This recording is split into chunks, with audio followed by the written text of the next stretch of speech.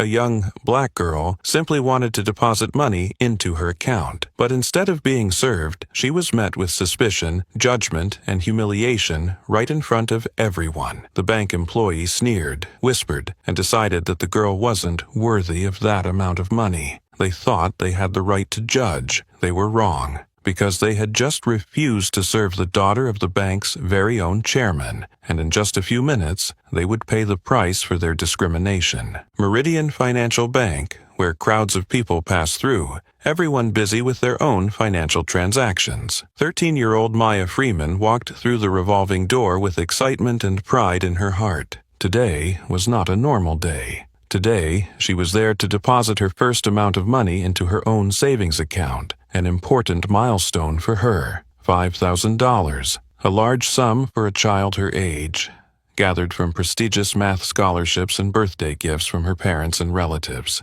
Maya wore a simple green hoodie, jeans, and her favorite sneakers, her hair neatly braided into 2 small braids. No designer bags, no sparkling jewelry, no signs of wealth. To anyone looking from the outside, she was just an ordinary black girl. No one could guess that her father was Frederick Freeman, the chairman of Meridian Financial Bank.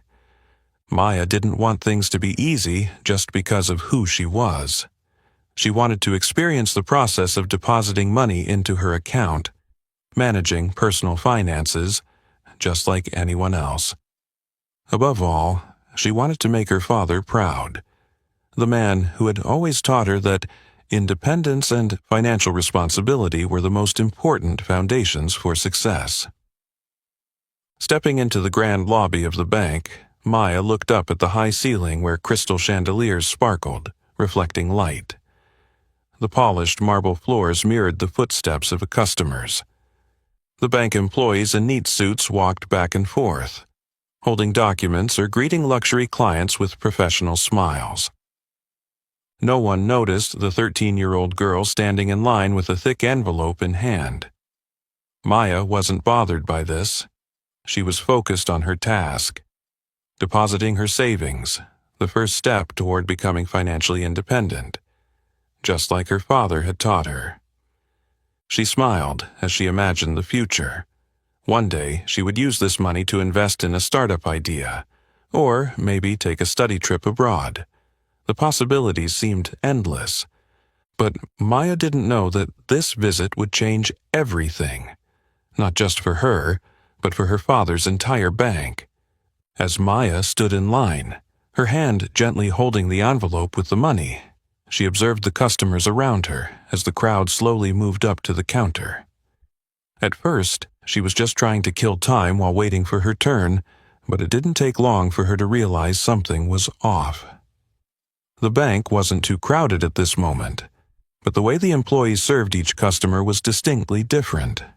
A middle-aged, white businessman in an expensive suit walked in and was immediately greeted by an employee. "Good afternoon, sir. Please come into the VIP room. We will assist you right away," the employee said respectfully, bowing slightly, and led him past the long line into a luxurious private room. No one in line protested. It seemed like this was a familiar routine. A few minutes later, an elderly Asian couple approached the counter. No one greeted them, no warm words like the businessman received. The teller simply pointed silently toward the waiting area, expressionless, as if they were a burden to be pushed out of the way as quickly as possible. The couple exchanged a brief, puzzled glance but said nothing, quietly heading to the seating area, waiting in silence. Next, a Spanish man in work clothes approached the counter holding a simple check. He wasn't asking for a large loan, nor was he conducting a complex transaction. He just wanted to cash a check, a process that should have been quick and simple. But instead of handling it promptly, the teller began to ask rapid-fire questions. "Do you have ID? Where's your social security card? Do you have a work contract?" These requests felt like a challenging exam specifically for him, while a white customer before him had cashed a check without such scrutiny. Maya felt something was wrong, an uneasy feeling creeping into her chest. She had attended financial events with her father, where people talked about fair service and the customer comes first. But what she was seeing now was a far cry from those idealistic theories. She looked down at her outfit: green hoodie, jeans, sneakers. Nothing special, nothing to stand out. And then she began to wonder, when it was her turn, how would she be treated? Maya took a deep breath, trying to keep a calm demeanor as she approached the counter. She had been waiting for nearly 40 minutes, a much longer wait than the white customers who came in after her and were served first. But she didn't complain, didn't frown or show any frustration. She simply stood tall, smiled, and placed the envelope on the counter. "I'd like to deposit money into my savings account," she said clearly, her eyes full of the confidence of a young girl taking her first steps on the journey to manage her own finances. But instead of receiving a warm smile, Beth, the young teller facing Maya, didn't smile at all. She stared at the envelope of money, her gaze slowly shifting to one of coldness and suspicion. "Where did this money come from?" Beth asked, her voice flat, with no trace of friendliness. Maya blinked. For a moment, she felt that this question was strange.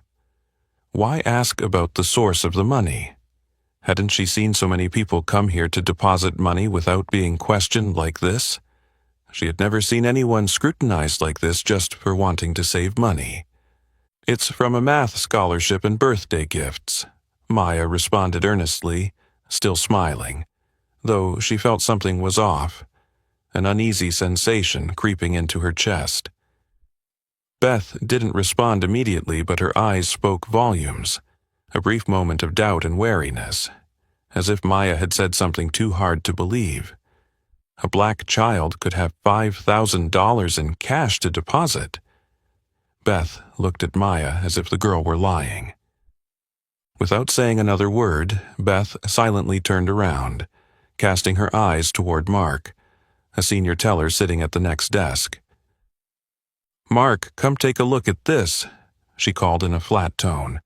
But it was enough for Maya to realize she had just stepped into an entirely different situation. This was not a normal transaction, not the pleasant experience she had hoped for, but rather a covert interrogation. Mark lifted his eyes from the computer screen, his sharp blue gaze immediately locking onto Maya. He was in his early 30s with neatly trimmed brown hair, wearing a shiny watch that was likely worth as much as the money Maya wanted to deposit. His expression wasn't overtly rude, but it was full of disdain, as if he were someone who was confident he understood the world better than anyone else.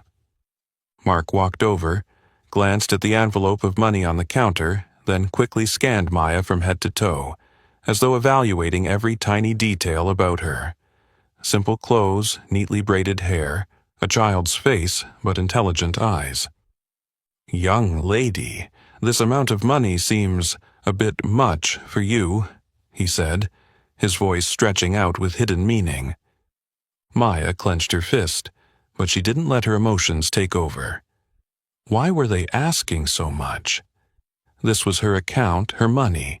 Why was she being treated as if she had done something wrong? "I told you, it's scholarship money and birthday gifts," she repeated, this time with a more certain tone. Mark let out a light scoff, turned to Beth, and exchanged a look full of unspoken understanding. No one said anything, but Maya could feel they were assuming she was lying. Where would this little girl get $5,000 from? Maybe someone asked her to deposit it for them, Mark muttered quietly, but loud enough for Maya to hear. Her heart tightened in her chest. She had expected an exciting experience when she entered the bank, but instead she was being judged, suspected, treated like a criminal, all because of the color of her skin. And what happened next only made the situation worse. Maya tried to remain calm, but the frustration surged within her like waves crashing on the shore. She had been waiting for nearly 40 minutes. watching how other customers were served easily, quickly, and without interrogation. But now, when it was her turn, she was met with suspicious glances, questioned about the source of her own money, and treated like a suspect. Beth kept staring at her, her gaze colder than professional. When Maya explained that the money came from scholarships and birthday gifts, Beth's response was not a sympathetic smile or a nod of acceptance. It was a furrowed brow and a pointed look toward Mark. Mark, who had been standing nearby, stepped closer, sizing Maya up with a smug smile. He crossed his arms, tilted his head as if analyzing an incredibly difficult problem with no solution. Where did this girl get $5,000? Maybe someone asked her to deposit it for them, Mark said softly, but loud enough for Maya to hear clearly. His voice held no seriousness, only a sneer, as if the idea that a black girl could have such an amount of money was too ridiculous to believe. Maya felt a fiery heat rise in her chest. She had never been doubted in this way. At school, she was always an excellent student, with outstanding achievements in math, and the scholarship she received was no surprise to anyone who knew her. But Mark didn't know who she was, and he didn't care. Maya steadied her voice, trying not to let the insult she had just received weaken her resolve. "This is my money. I have an account here." She said it slowly, emphasizing each word as if to remind the people in front of her that she wasn't some stranger trying to make an unreasonable demand. But it was Mark's reaction that truly shocked her. He glanced quickly at Maya once more, then leaned in close to Beth, whispering something.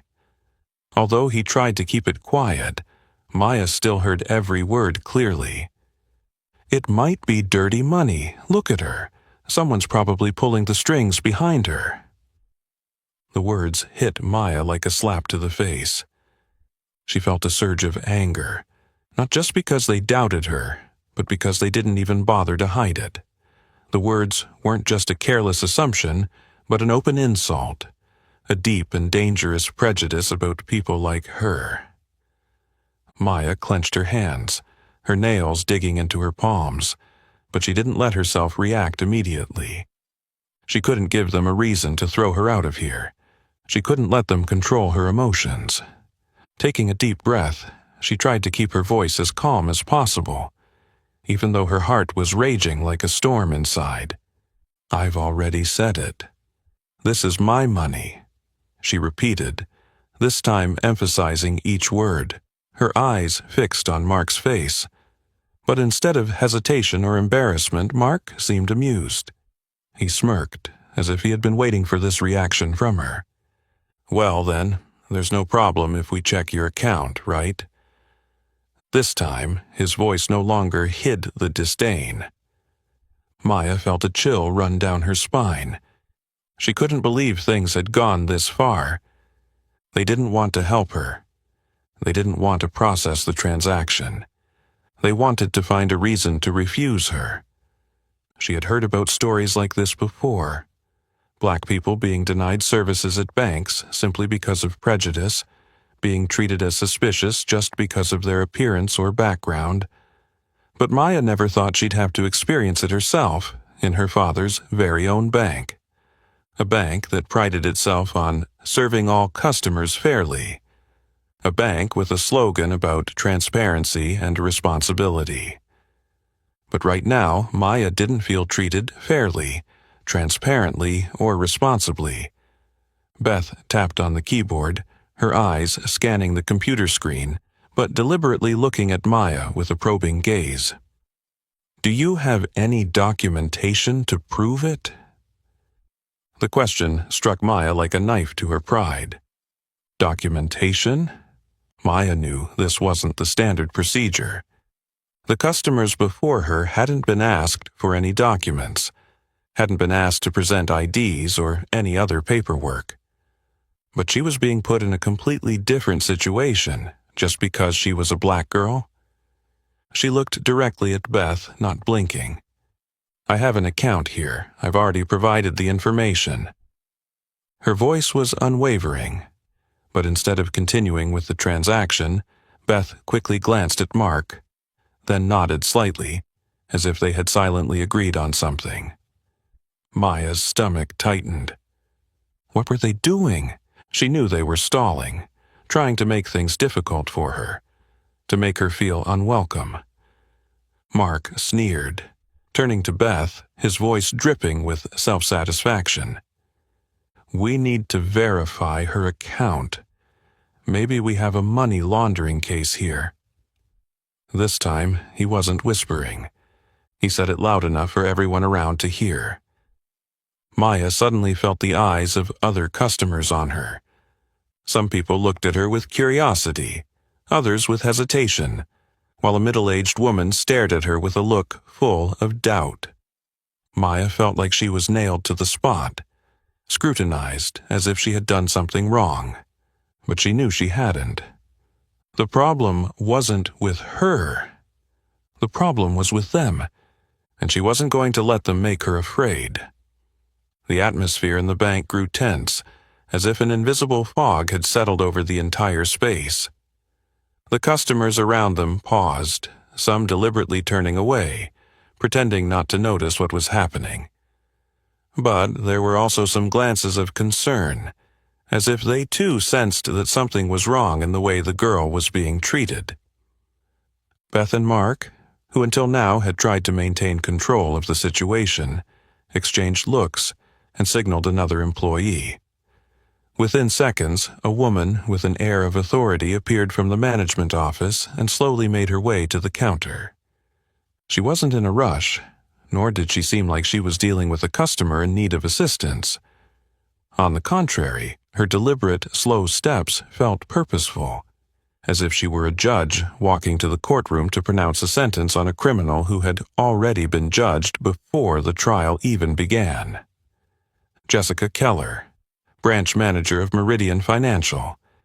She was a middle-aged woman in her early 40s with neatly styled blonde hair and impeccable attire.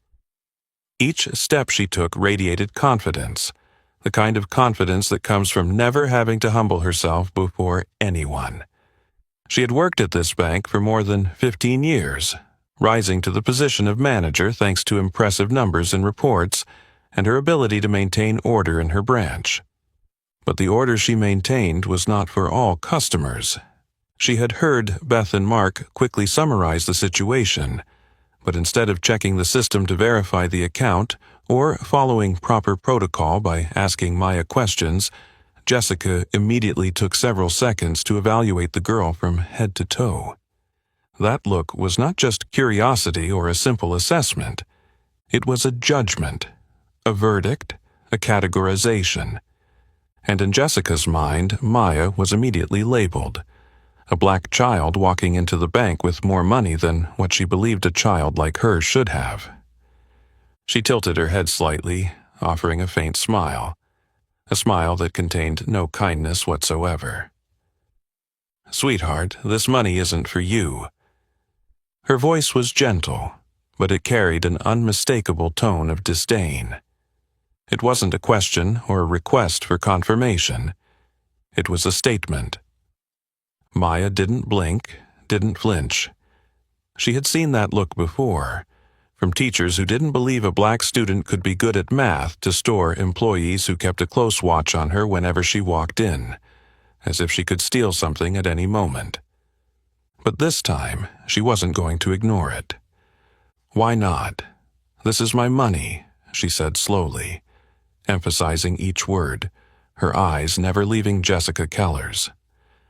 She didn't blink, didn't look away, didn't back down. Jessica raised an eyebrow, clearly not expecting a child to dare respond to her like that. But in just a moment, her feigned calmness returned.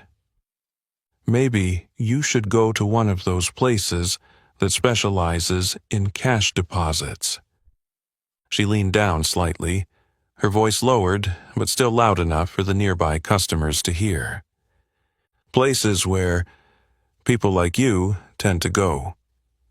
Those words hit Maya like a slap across the vast lobby of the bank. "People like you." She had heard those words before, but never so blatantly thrown at her like this.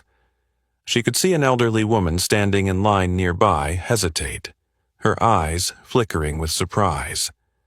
A middle-aged man quickly turned his gaze elsewhere, pretending not to hear anything.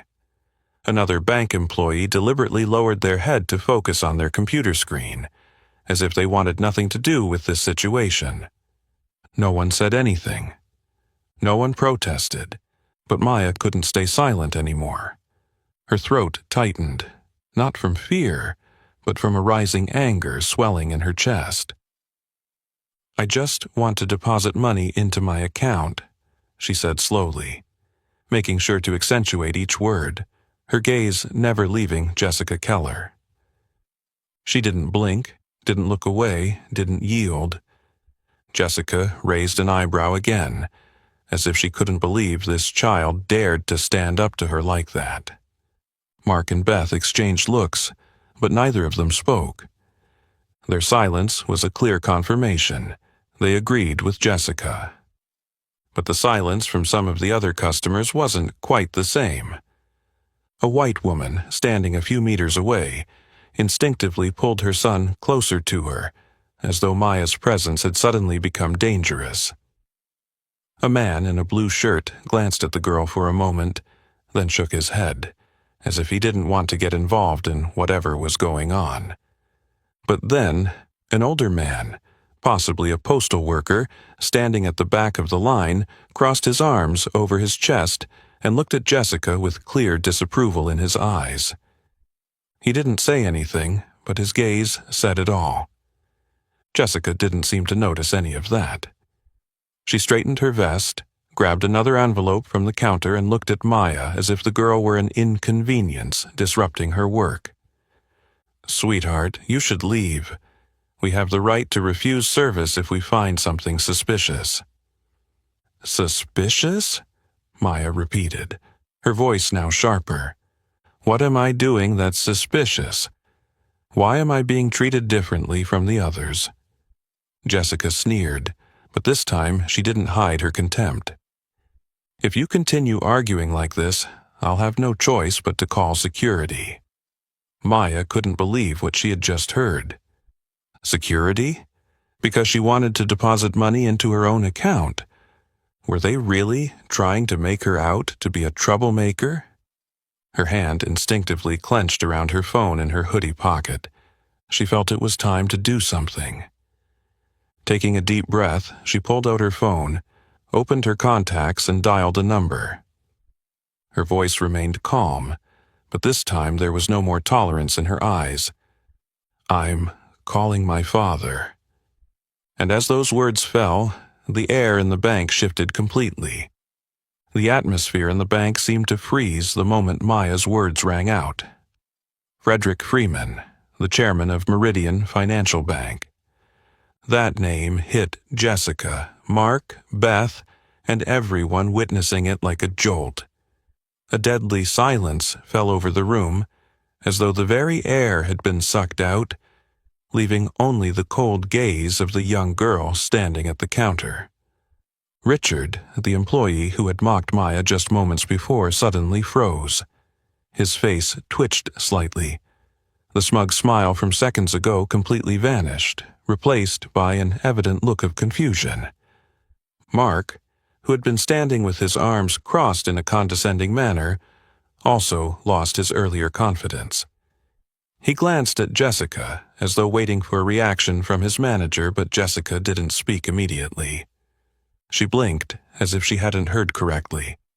Then, after a few seconds to process the information, she let out a hollow, insincere laugh. "So, you're Mr. Freeman's daughter?" Jessica emphasized each word, her voice dripping with sarcasm. "So, I suppose he sent you here looking like this to test his bank, huh?" She crossed her arms over her chest, looking down at Maya as if still unable to believe what the girl had just said. To her, this was too absurd. An ordinary black child, dressed simply, walking into the bank with $5,000 in cash, suspected of fraud. Yet she turned out to be the daughter of the bank's chairman. If you really are his daughter, then prove it. Jessica tilted her head, her tone icy yet provoking. Call him right now. Let's see if he even picks up the phone. Maya didn't respond immediately. She calmly picked up the phone, dialed the number, and placed it to her ear. No hesitation. No doubt. Jessica's fingers twitched, as if she was beginning to feel something was wrong. The whole bank held its breath. A few customers exchanged glances, while others adjusted their stances, as if preparing to witness something unprecedented. The phone rang 3 times, then stopped. A voice came through the line. "Maya? Where are you?" It was Frederick Freeman's voice. Jessica stiffened, her hand instinctively gripping the counter, and her eyes, in that moment, became vacant. The surroundings suddenly seemed surreal. Mark and Beth stood frozen. Richard took a sharp breath, as though realizing the nightmare they had never anticipated had just begun. Maya remained calm, but now there was a sharpness to every word she spoke. "I'm at the main branch of your bank. They won't let me deposit money into my account, and now they're asking me to prove that I'm my father's daughter." A deathly silence enveloped the bank. Jessica felt a cold shiver down her spine. Sweat began to bead on her forehead. In her entire career, she had never experienced a moment like this. She had made a grave mistake. A very grave mistake. From the other end of the line, Frederick Freeman's voice became lower and more menacing than ever. "Maya, give the phone to the person in charge there." Maya didn't say anything further, only handed the phone toward Jessica. But Jessica didn't immediately take it. She stood still, frozen, as if her whole body had been turned to stone. She knew what was coming. She knew that her future at the bank might very well be over in this very moment. But refusing to take the call would be 100 times worse. Jessica swallowed, then slowly reached out and took the phone from Maya. She pressed the phone to her ear but didn't speak immediately. From the other end of the line, Frederick Freeman's voice was sharp as a knife. "Miss Keller, I'm giving you exactly 3 minutes to explain what's going on." Jessica felt dizzy, but she knew she couldn't lie. She couldn't hide it. She couldn't deny it. She had been cornered. The whole bank held its breath, watching as the nightmare Jessica Keller never saw coming slowly swallowed her whole. The space in the boardroom on the top floor of Meridian Financial's headquarters had always been reserved for important meetings, where the financial figures determining the fate of the entire corporation were meticulously analyzed. But today, no one in that room cared about revenue or quarterly reports. An unprecedented tension filled the air. Frederick Freeman stood in the middle of the boardroom, his eyes darkened, lips tightly pressed together in a straight line. The room was eerily silent, with the board members sitting rigidly, their eyes fixed on the live feed from the security cameras showing the scene unfolding at their main branch. On the screen, the 13-year-old girl with unwavering, determined eyes was facing branch manager Jessica Keller, a woman trying to maintain her confidence, though her hands were already trembling. Meanwhile, employees like Mark, Richard, and Beth stood frozen, pale-faced. They had heard the entire call.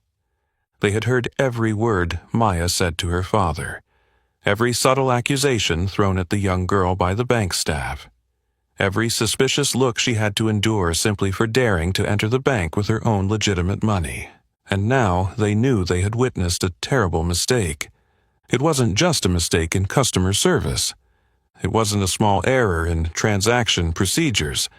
It was a public humiliation of the daughter of the most powerful man in this bank, and more importantly, a public humiliation of the very values this bank claimed to uphold. "We're going there now." Frederick Freeman's voice was low but sharp as steel. No one dared to oppose. No one hesitated. A minute later, the entire board of Meridian Financial entered the special elevator for senior executives, heading straight to the parking lot where the drivers were already waiting. Never in the history of the bank had the most powerful figures rushed directly to a branch due to a transaction issue. But this time, everything had escalated far beyond a simple transaction. This time, it had become an ethical crisis, a clear example of the injustice embedded within their own system. And the first person to realize the terrible truth was Frederick Freeman. As Frederick Freeman's convoy sped toward the main branch, in the security observation room at headquarters, a team of technicians continued analyzing all the footage from the surveillance cameras. One of them, a young man with curly hair wearing a gray suit, shuddered as he discovered something even more horrifying than what they had seen on the main screen. "We have a bigger problem," he said, his voice trembling. "It's not just Maya. They've done this to many people." The head of security spun around. "What are you talking about?" The technician shakily scrolled on the screen, pulling up footage from earlier that day. The scenes were clear. A white businessman in a suit walked into the bank. Immediately greeted. No need to wait in line. No need to show any paperwork. An elderly Asian couple coldly pointed to the waiting area with no friendly greetings. A Spanish man in work clothes, interrogated about his paperwork, looked at with suspicion when all he wanted was to cash a small check. A middle-aged black woman stood waiting for nearly 40 minutes without anyone noticing, while the white customers who arrived after her were served first. And then Maya, a 13-year-old girl, denied service, mocked, and humiliated right in front of dozens of other customers. "Shit," one of the directors whispered, his face pale. "This is not an isolated incident," the head of security said, his voice cold. "This is a systematic pattern of discrimination." And it was all clearly recorded by the bank's own security cameras. Back at the main branch of Meridian Financial, Jessica Keller stood frozen, her hand tightly gripping the phone, unable to speak a word. Mark and Beth exchanged glances, their faces as white as paper. Richard could only swallow nervously, his legs feeling as if they might give way beneath him. Because now they knew what was about to happen. They had made a colossal mistake. They hadn't just humiliated a 13-year-old girl. They had humiliated the daughter of the most powerful man in the bank. And worse, they had been caught red-handed on the security system, with no way to deny it. The tension in the air was so thick that everyone in the bank could hear their own heartbeat. A security guard near the entrance unconsciously looked toward the street, as if he could feel a storm approaching. And just a few minutes later, the storm truly arrived. The bank's doors suddenly swung open, and the sound of authoritative footsteps echoed throughout the lobby. Frederick Freeman stepped in. Right behind him, Diane Porter, the bank's chief operating officer, and 3 senior board members followed, their expressions as sharp as blades. Those present in the bank instinctively stepped back, none daring to utter a word. Jessica Keller took a deep breath, trying to hold on to whatever last bit of power she had left, but at this moment she knew full well that she no longer held any power. She was left with a glaring truth, a nightmare from which no one could save her. The bank door swung open, the wind rushing in with an air of cold authority. A wave of silence swept through the entire lobby, as if everyone had just witnessed the arrival of an unstoppable force. Frederick Freeman stepped in first, tall and steady in his stride. His eyes were full of fury, unable to hide the boiling anger within him. Right behind him, Diane Porter, the bank's chief operating officer, walked with purposeful steps, her face as cold and sharp as a blade. The entire bank seemed to be drained of air. No one spoke. No one moved. All eyes were focused on the most important figures in the bank, people who had never appeared in a regular branch like this one. Jessica Keller turned pale. Her entire body seemed to stiffen, her hands instinctively clenching into fists, her breath becoming heavy. She couldn't believe what she was seeing. In her 15 years as a manager, she had never faced a situation like this. Never had her superiors shown up so suddenly like this, and never had the bank's chairman walked into a branch with such uncontrolled fury. Jessica's lips trembled, her throat dry. She tried to stammer out an excuse, but her voice was nothing more than a weak whisper. "Mr. Freeman, I didn't know. But Jessica couldn't finish her sentence because Frederick Freeman's voice cut through like a razor-sharp blade. "You didn't know?" His eyes locked onto Jessica's, sharp enough to pierce through any defense she might have tried to offer. "You just insulted my daughter right here in my bank." Each word hit like a hammer, making Jessica feel like her knees would give out beneath her. She had never seen Frederick Freeman this angry. In all the meetings she had attended with him, he was always calm, composed, and sharp, an individual who never let emotions cloud his decisions. But now, standing right in front of her, there was no restraint left. He was no longer the powerful CFO, the successful businessman. Now, Frederick Freeman was simply a father, filled with rage, defending his daughter from blatant injustice.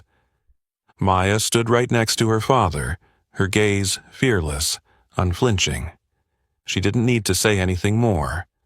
What needed to be said, she had already said. What needed to be proven, she had already proven. She didn't need to do anything more, because the guilty ones had already dug their own graves. Mark and Richard stood frozen, sweat dripping from their foreheads, their eyes shifting nervously back and forth. Beth, who had initially shown discomfort when rejecting Maya's transaction, was now trembling. She wasn't the mastermind, but she had stayed silent, done nothing to stop the injustice, and that made her part of the problem. Jessica Keller swallowed hard, trying to regain some confidence, but her voice was hoarse, no longer commanding. "Mr. Freeman, this is just a misunderstanding. We were just following security protocols to ensure that—" "Security?" Frederick scoffed, but there was no humor in it. "What kind of security is this? You secure things by insulting a child? By openly discriminating right in front of all these customers? By dismissing a customer just because she doesn't dress like a wealthy person?" Jessica couldn't say anything, because every word he spoke was an undeniable truth. It had all been recorded. It had all been witnessed. And worst of all, it had all been caught in the act by the bank's chairman himself. Diane Porter stepped forward, holding a tablet. On the screen were surveillance videos from earlier that day. Everything had been recorded. A white businessman walked in, greeted immediately. A Spanish man in work clothes, interrogated like a criminal just for trying to cash a small check. An elderly Asian couple, ignored completely, and Maya Freeman, the daughter of the most powerful man in the bank, treated like a suspect just for wanting to deposit money into her own account. No one in this branch could deny the truth anymore. Jessica clenched her lips, trying to regain some composure, but she had already seen what was on the screen. She knew the game was over. She had lost. Frederick took a deep breath, trying to control his anger, then looked straight at Jessica Keller. "You're fired." 3 simple words, but they struck at Jessica's career like a blade. Every muscle in her face twitched, her hands trembling as she gripped the edge of the counter. "Mr. Freeman, please reconsider." "There's nothing to reconsider." Frederick cut her off, his voice cold as ice. "You don't deserve to manage this branch, or any other branch in my bank system." Jessica opened her mouth to say more, but Frederick Freeman's gaze stopped her dead in her tracks. He turned to Mark and Richard, the two who had directly insulted Maya. "You're both fired immediately." Mark turned pale. Richard opened his mouth but couldn't utter a word. "Pack up your things and leave right now." Jessica had no strength left to resist. She lowered her head and took a step back, knowing this was the end of her career. No one begged for mercy. No one made excuses. There was no chance left to make things right. Only the deafening silence remained as everyone watched the consequences they so rightfully deserved unfold before them. Diane Porter remained unfazed, her fingers gliding over her tablet screen, selecting the most crucial video clips from the bank's surveillance system. The screen played undeniable footage. A white businessman walks in, skipping the line, greeted with a smile and a polite handshake. A Spanish man in work clothes is asked to show 2 forms of ID to cash a low-value check. An elderly Asian couple is ignored, treated rudely with a pointed gesture toward the waiting area. And then, Maya Freeman, a 13-year-old girl, is treated like a criminal simply because she didn't wear the attire of a wealthy customer they expected. Diane didn't say another word. She didn't need to. Everything had been recorded. Everything had been witnessed. There was no turning back for those responsible for this discrimination. Jessica Keller stood frozen, her face twisted in horror. Her entire career had crumbled in less than an hour. She took a deep breath, trying to hold on to whatever dignity she had left, but the looks from everyone in the bank had changed completely. Gone were the admiring gazes from employees. Gone was the respect from customers. Only cold judgment remained. She could feel it. Feel how everyone was looking at her as a failure. She wanted to say something, to justify herself, to find a reason to salvage the situation. But there was no excuse for what had just happened. Mark and Richard weren't faring any better. Mark tried to stay calm, but his eyes darted back and forth, his hands clenched together as if he were desperately searching for an escape route.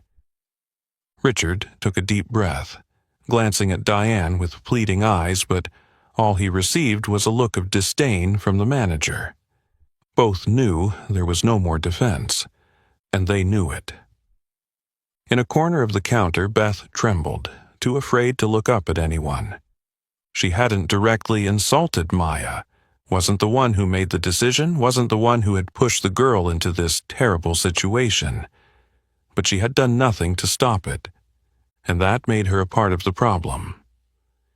Diane walked up to Beth, her gaze sharp, yet not entirely indifferent. "Why didn't you speak up?" It was a simple question, but it cut straight to Beth's conscience. She swallowed hard, feeling her heart tighten, trying to come up with a reasonable answer. But there was nothing that could justify her silence. I didn't know what to do," Beth admitted, her voice almost choking. "Didn't know what to do?" Diane repeated, her tone bitter with sarcasm. "What if it were you? What if you were the one denied service just because of your appearance? Would you accept silence?" Beth bit her lip, her eyes welling with tears, but she didn't cry. She knew she had no right to cry right now. Diane stared at her for a few seconds, then finally made her decision. "Beth, you won't be fired, but you will be under probation for 3 months." Beth looked up, stunned. I get to stay?" "You'll stay only if you speak out against injustice," Diane stated firmly. "You can start fresh, but this is your last chance." Beth nodded immediately, feeling her heart loosen after being tight for so long. She knew she was much luckier than Jessica, Mark, and Richard, and she would never make that mistake again. Security guards appeared. their looks full of contempt for those who had just been fired. Jessica Keller, Mark Reynolds, Richard Carter, pack your things and leave the bank immediately. Jessica pursed her lips, but she knew she had no choice. No one was going to save her. No one was standing by her side. Everything she had built, her 15-year career, the power of being a branch manager, the respect of her subordinates, all of it was gone in this one morning. Mark and Richard walked behind her, not a word spoken, not an attempt to resist. They had no choice but to leave in humiliation. And the moment the bank door closed behind them, a heavy burden was finally lifted. Frederick Freeman stood there, his gaze no longer angry but deeply reflective. He turned to Diane, then looked at Maya. The young girl stood tall, unafraid, unwavering. Frederick was prouder of his daughter than ever before. He took a deep breath and then spoke clearly, so all the bank employees could hear. From today on, no one in this bank system is allowed to discriminate against any customer. No one. Diane nodded in agreement, then walked over to the counter where Beth was still standing, awaiting her fate. Beth, from now on, you will be responsible for reporting any misconduct at this branch. You've seen the problems within our system. Now, it's time for you to do something to change it. Beth's heart leapt, and she nodded vigorously. Maya smiled, but it wasn't a victorious smile. This wasn't a battle for winning, but a fight to restore fairness. And the young girl knew this was just the beginning. Frederick Freeman stood in the center of the bank's lobby, in a silence full of authority, his gaze sweeping across the remaining employees. After what had happened, he no longer trusted the system he had built over the years. Meridian Financial Bank had always prided itself on customer service, fairness, and the values it brought to all layers of society. But what had happened today proved a disappointing truth. There were gaps in the system, and some people had gone against the core principles the bank was built on. And now, everything had to change. He was not just here to fire the wrongdoers. He was here to do something more important, to rebuild the entire system from the ground up.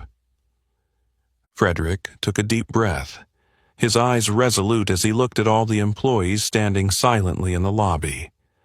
Not only the tellers, but also the higher-ups, those who had once been confident that they understood how the bank operated, that they had been doing their jobs well.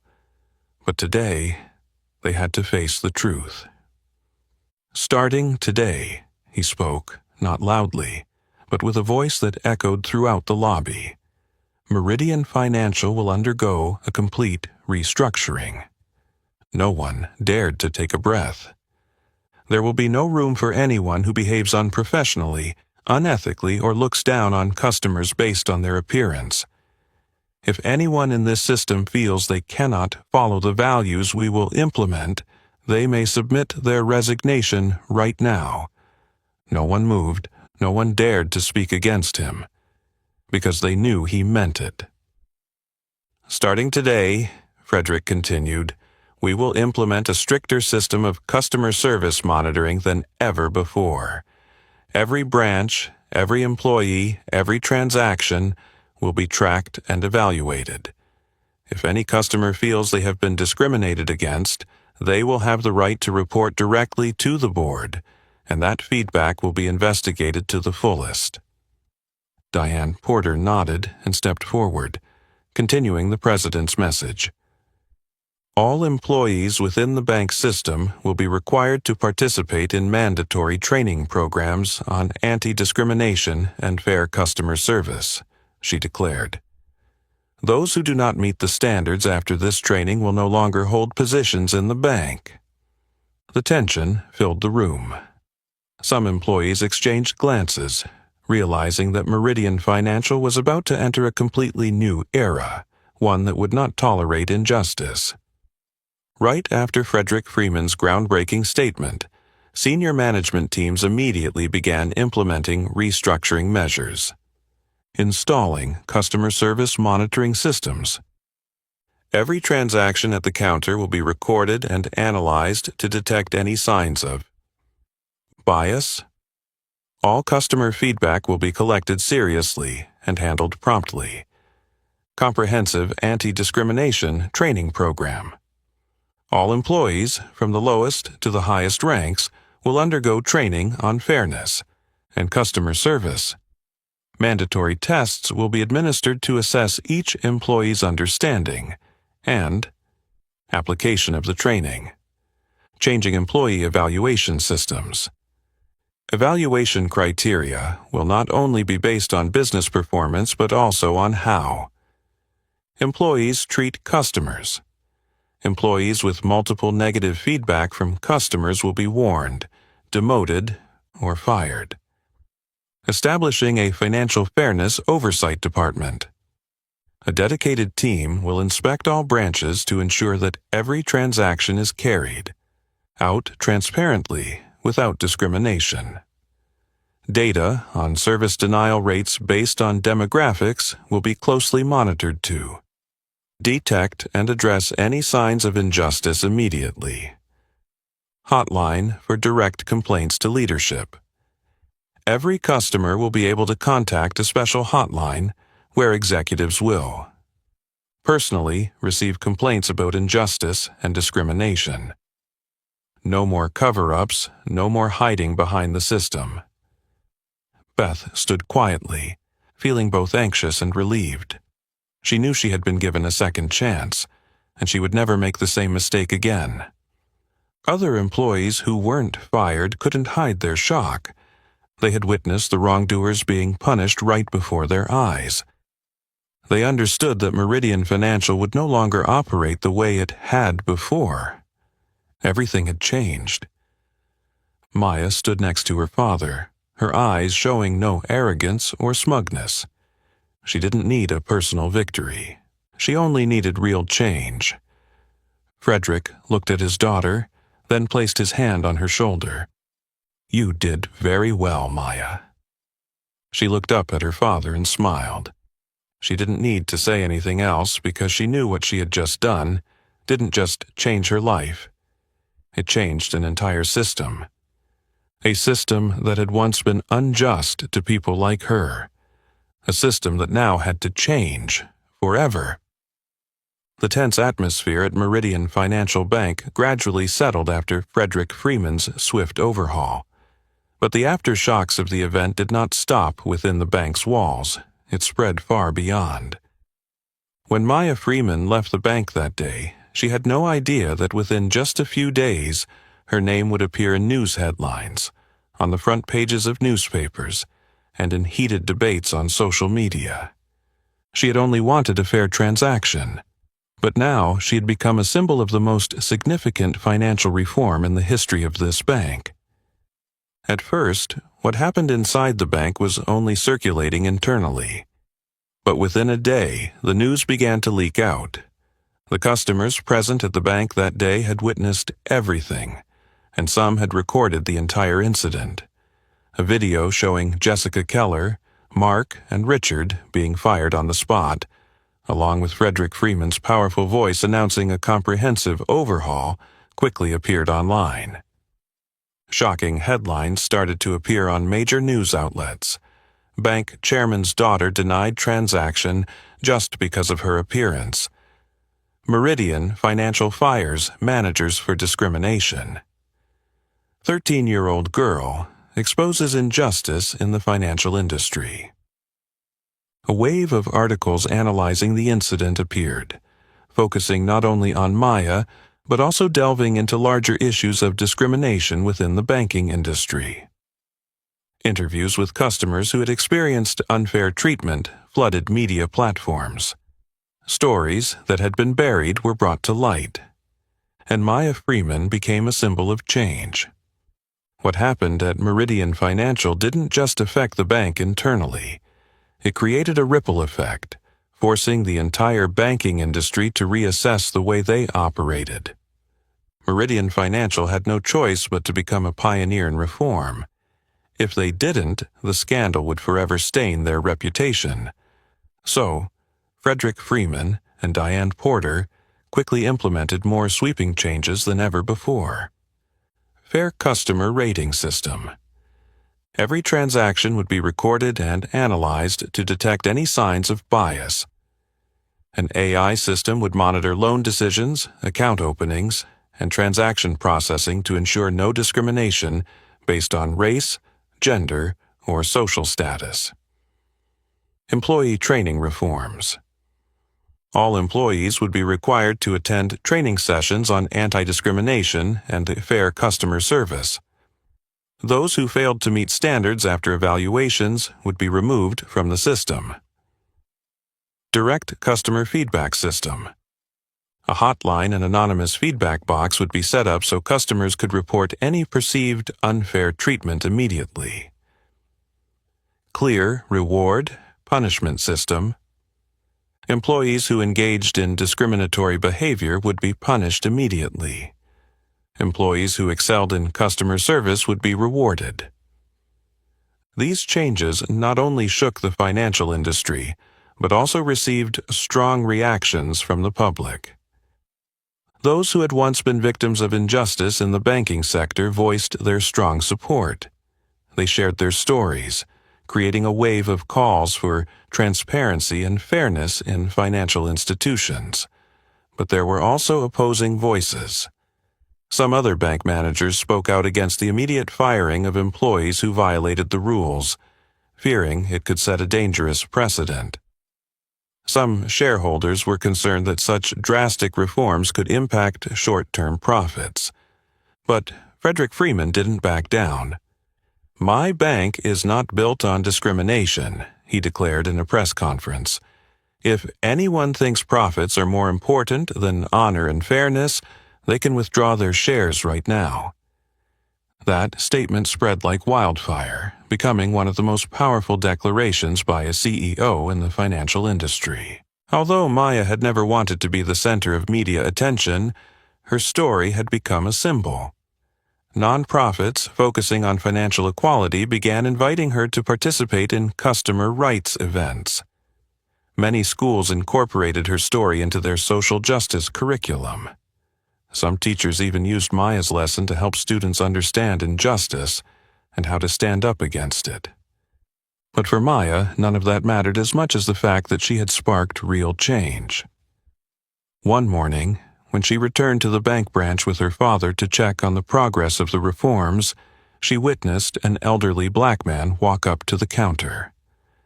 A young employee, not Beth, not Mark, not Richard, but a completely new face, smiled warmly at him and asked, "Good afternoon, sir. How can I assist you today?" No hesitation, no skeptical look, only professional and fair service, exactly how the bank should have operated from the beginning. Maya looked at her father and smiled softly. She didn't need fame nor attention from the media.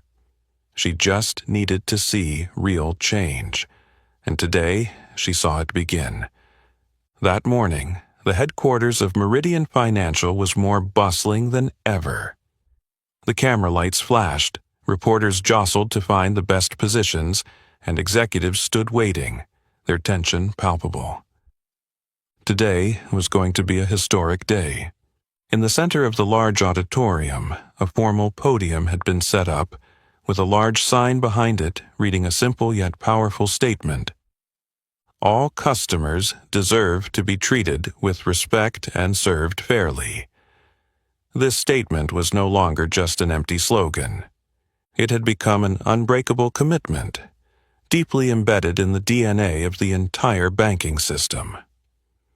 Frederick Freeman and Maya walked up to the stage. He was no longer just a bank chairman. He was a father, a leader, and a true agent of change. Maya, standing tall, stood beside him. She was no longer just a child who had been denied service. Now, she was a symbol of reform, the one who forced a giant financial system to take a long, hard look at itself. Frederick stepped up to the podium, his gaze resolute. He didn't need a long speech. He wasn't there to placate public opinion. He was there to announce real change. "A month ago," he began, his voice resonating through the room, "my 13-year-old daughter was denied service by my own bank simply because she didn't have the appearance that some of the employees thought was worthy of the money she was depositing." A deadly silence enveloped the room. The executives froze. Reporters listened intently, some recording, knowing that what they were about to hear would shake the entire financial industry. Frederick continued, his voice growing stronger. "What happened to Maya is not an isolated incident. It is a sign of a deeper issue, an issue that the entire banking industry has intentionally ignored for years. Today, I stand here to announce Meridian Financial will no longer be part of this problem. We will be part of the solution." He paused for a moment, allowing his words to sink in for everyone present. Then he looked directly into the camera lens, as if speaking directly to the millions watching. "From today, we are implementing new policies to ensure that no customer will be discriminated against because of their appearance, background, or social status." He turned to Diane Porter, who was holding a tablet with a prepared list of policies. Diane nodded and firmly declared, "Implementing a fair transaction monitoring system. Every transaction will be analyzed based on objective data, completely removing any bias from the employees handling the transactions. 2. Mandatory fair customer service training. All bank employees must undergo strict training on how to serve customers without allowing personal biases to interfere. Anyone who fails the post-training assessment will be removed from the system. 3. Establishing a Financial Fairness Council. This council, made up of customers from various social backgrounds, will be responsible for evaluating policies and reporting any injustices in service. 4. Publicizing a customer complaint hotline. Any customer who feels they've been discriminated against can directly file a complaint with the management. 5. Changing the employee reward punishment structure. Employees who receive positive feedback for fair service will be rewarded. Employees reported for discrimination will be investigated and disciplined immediately. Once Diane finished announcing the reform policies, all eyes turned to Maya. The young girl stepped up, took a deep breath, and looked directly at the crowd in front of her. No longer was Maya the shy, shocked girl who had experienced injustice. Now she was the one who had created change. "When I walked into that bank that day, I just thought I'd be making a regular deposit like anyone else," Maya said, her voice calm but powerful. "But I was judged, doubted, treated as suspicious, simply because they didn't think a black child could legally have that amount of money." A heavy silence filled the room. "But today everything has changed," Maya continued, "because we will no longer accept this." She turned to point at the large sign behind her. "All customers deserve to be treated with respect and served fairly." "This is not just a slogan," she said firmly. "This is a promise." Frederick Freeman's and Maya's speeches immediately sparked a wave of strong reactions. Other financial institutions began feeling the pressure to change their customer service policies. The media praised Meridian Financial for its courage in facing its mistakes and implementing reforms. Millions of customers expressed renewed trust in the bank.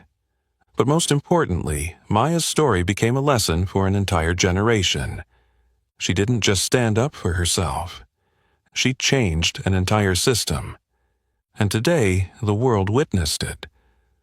Although the whole world had witnessed the change that Meridian Financial Bank claimed, Maya still wasn't fully convinced. She knew that bold statements on stage didn't necessarily mean real change had occurred. True change wasn't in speeches. True change was in how an ordinary customer was treated when they walked into the bank without anyone knowing who they were.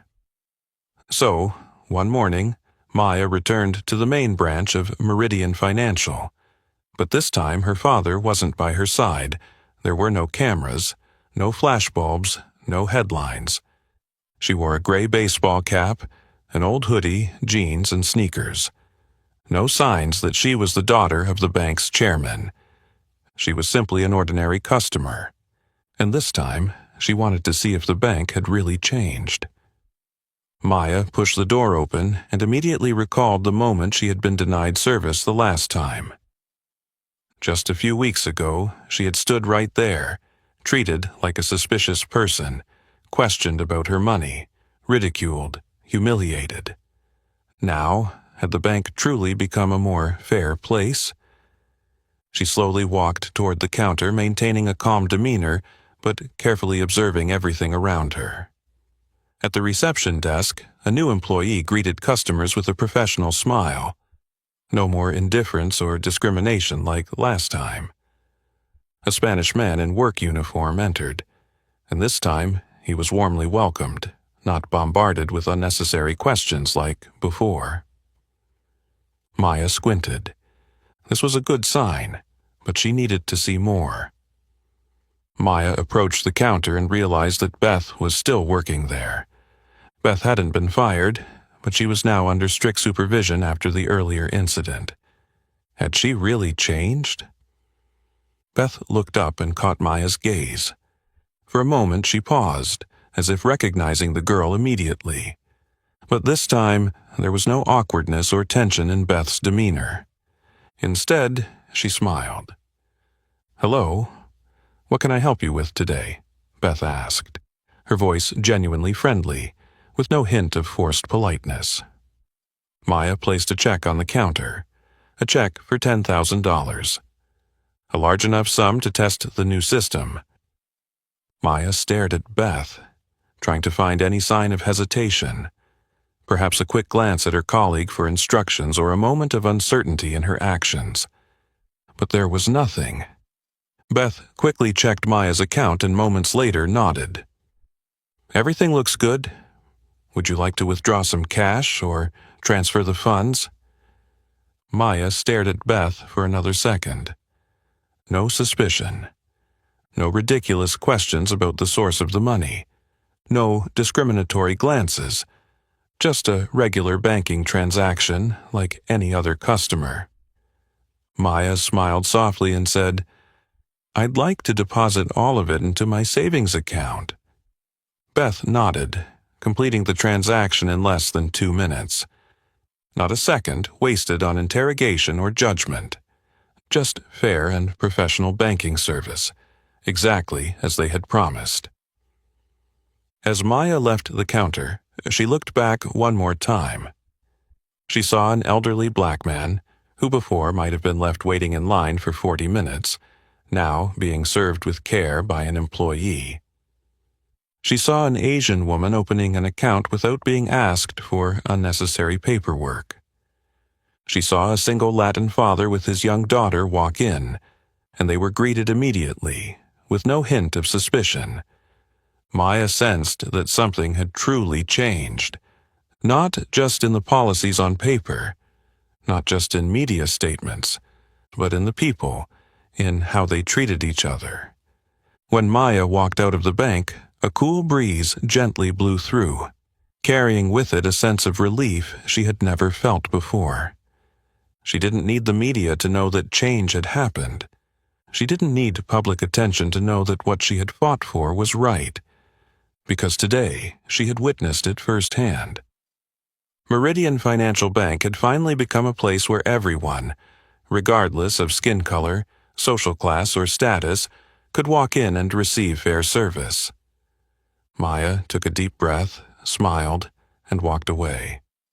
This time, she left the bank not with anger, but with a true belief that in some way she had changed the world. The sky today is clearer than usual.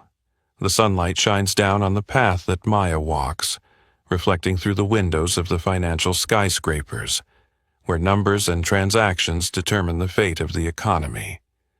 The 13-year-old girl walks with a different mindset than the first time she entered Meridian Financial Bank. Today, she is no longer a customer who was doubted, insulted, and judged just because of her appearance. Today, she is a symbol of change.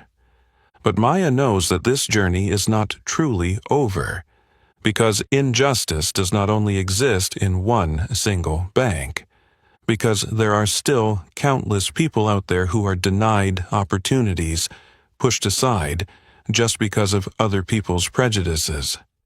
And she is ready to continue that journey.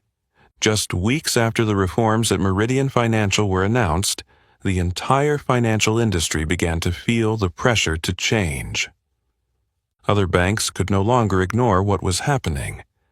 A number of large financial institutions started reviewing their policies. Some conducted secret internal audits to avoid a similar scandal, while others proactively launched financial fairness training programs. But not everyone was ready to accept change. Some CEOs of major banks criticized Frederick Freeman, saying that Meridian Financial had set a dangerous precedent and that excessive control would slow down the business process. Financial interest groups tried to oppose the imposition of fairness standards, claiming that it would remove flexibility in business decision-making. But the pressure from public opinion was too great. Articles, discussions on social media, and stories from customers who had been discriminated against continued to spread. The public no longer accepted silence from the other banks. They wanted to know, are financial institutions really fair to everyone? Can a person of color, an immigrant, a labor worker, receive the same service as a wealthy businessman? Are the promises of change truly being kept, or are they just a tactic to soothe public opinion? And Maya knew that this was the most crucial moment. If she stopped now, everything would just be a moment in history eventually forgotten. But if she continued forward, she could create a real revolution. A few days after returning to the bank, Maya received an unexpected call. The caller was Diane Porter. "Maya, I have an offer for you." Maya was surprised but immediately focused on listening. Meridian Financial can't do this alone. If we really want to change the financial industry, we need a stronger voice, Diane said. We need someone who can speak the truth, someone who can represent the forgotten customers. Maya held her breath. "Would you like to join the Financial Fairness Council?" A moment of silence passed. Maya knew that if she nodded, it would mean stepping into a completely new path. No longer just a girl denied service by the bank. No longer just the daughter of a bank chairman, but someone standing up for justice. And she was no longer afraid. Maya smiled, gripping the phone tightly, and spoke firmly. "I'm ready." Months later, a special event was held at the Meridian Financial headquarters. On the stage, a row of seats was arranged for important speakers, financial activists, executives, and customers who had once been treated unfairly by the banking system. In the center of the stage, a special seat was reserved for Maya Freeman. The 13-year-old girl, once denied a transaction just because of her skin color, was now one of the faces representing change in the financial system. As she stepped onto the stage, camera flashes lit up everywhere. Maya took a deep breath, looked out at the hundreds of people before her, and said, "We've changed one bank. Now we're going to change an entire system." The applause rang out, not just for what she had done, but for what she would continue to do in the future. Because the fight for fairness never ends in one day. It has only just begun. Maya Freeman's story is not just about a 13-year-old girl being denied service by a bank. It is a wake-up call about injustice in the financial system, and how one person's courage to stand up can bring real change. From a small customer who was discriminated against, Maya became the driving force behind a historic reform. But the battle for fairness in the financial industry and society is far from over. What do you think about Maya's story? Can one person truly change an entire system? Leave your thoughts in the comments below. And don't forget to like, share this video, and subscribe to the channel so you don't miss the next inspiring stories. Let's create change together.